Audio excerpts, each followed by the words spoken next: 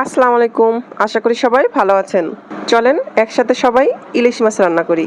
এখানে আমি মাঝারি সাইজের ২টা ইলিশ মাছ কেটে ভালোভাবে ধুয়ে নিয়েছি। ধোয়ার পরে ইলিশগুলোতে স্বাদমতো লবণ মেখে রেখে দিয়েছি ১০ মিনিট। এখন চুলায় একটা প্যান দিয়ে তাতে বেশ খানিকটা খাবার তেল দিয়ে তেলটা গরম হয়ে আসলে ইলিশগুলো দিয়ে দিব। বাসায় যখন অনেক বেশি ইলিশ মাছ কেনা হয় তখন আমরা এইভাবে ইলিশটা ভেজে খাই। কিছুই না, শুধুমাত্র লবণ দিয়ে এইভাবে ভেজে খেতে অনেক স্বাদ লাগে। অবশ্যই এক্ষেত্রে মাছটা অনেক তাজা হতে হবে। ফ্রেশ ইলিশ মাছ বাজার থেকে আনলে ফ্রিজে না রেখে এইভাবে খেতে খুবই ভালো লাগে।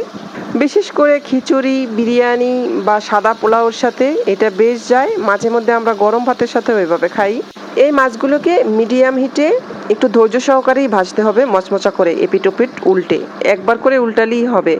কিন্তু চুলার আঁচটা মিডিয়াম টু লোই রাখতে হবে। হাই হিটে ভাজা যাবে না, তাহলে উপর থেকে কালার আসবে কিন্তু মাছটা মচমচা হবে না। আমার মাছগুলো ভাজা হয়ে গেছে, আমি তাই তেল থেকে মাছগুলো নামিয়ে নিচ্ছি একটা টিস্যুর উপরে। এগুলো খুবই মচমচা হয়েছে আর কালারটাও দেখেন মাশাআল্লাহ, একদম গোল্ডেন ব্রাউন কালার এসেছে। এই মাছ ভাজাতে আমি কোনো প্রকার হলুদ ব্যবহার করিনি। হলুদ ব্যবহার না করলেই এর কালারটা সুন্দর হয়।